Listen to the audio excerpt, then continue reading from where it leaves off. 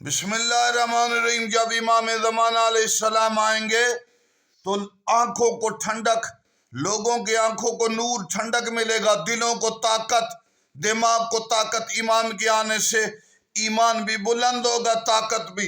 रिवायात में कि महदी अलैहिस्सलाम के आने से अक्लें कामिल होंगी, अक्लें कामिल। गोया इंसान जो कुछ चाहता है वो इमाम ज़माना के ज़ुहूर से मिल जाएगा।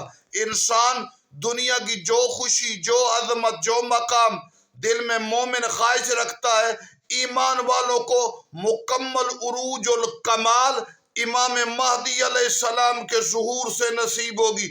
आफ्ताब जहान, माताब ज़मान, इमाम ज़माना आएंगे, मुस्लिमीन की मुश्किल भी हल होगी, मोमिनीन की मुश्किल भी हल होगी, इस्लाम की मुश्किल भी हल होगी, ईमान की मुश्किल भी। दिल भी लोगों के ताकतवर, दिमाग भी ताकतवर, महदी की वजह से।